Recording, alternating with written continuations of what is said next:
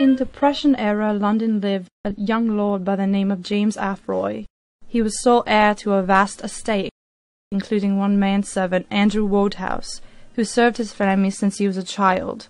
The two were very close, as father and son to each other. Yet shortly after James graduated from Oxford, they began to have disagreements. May I speak with you, sir?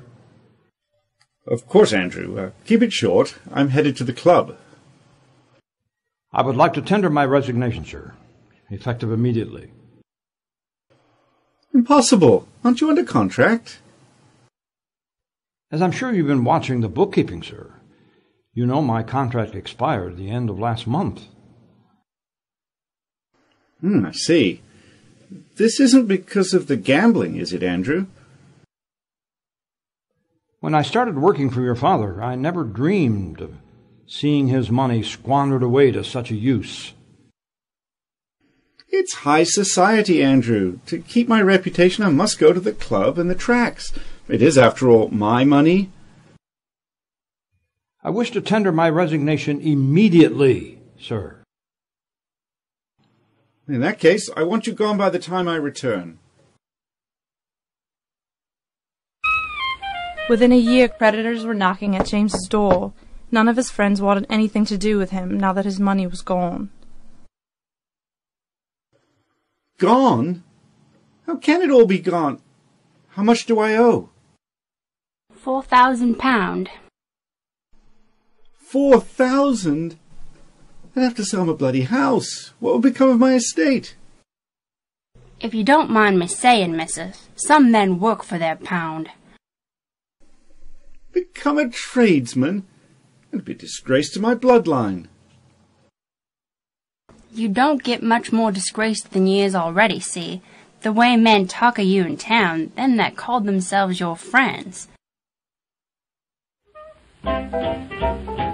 Several days later, his pride shattered.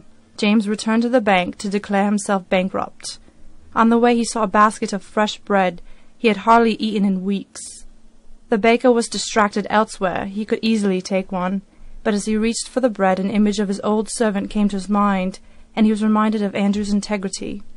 James turned and walked away, ashamed. At the bank, he spoke to the teller.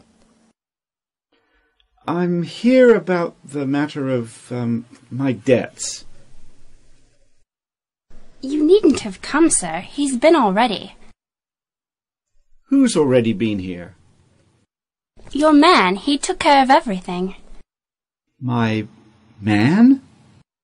And Andrew Wodehouse. He was here less than an hour ago.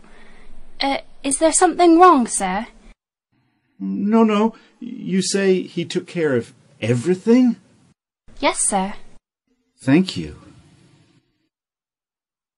James went directly to find Andrew and got down on his knees in front of him. I believe I owe you an apology, Andrew. No. Much more than an apology. You've been the better man all along. Perhaps then you might go into trade with me. I'm rather short on money these days. Andrew said with a knowing grin as he winked his eye.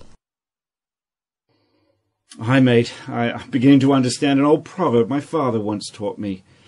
Better is he who is lightly esteemed and has a servant than he who honors himself and lacks bread.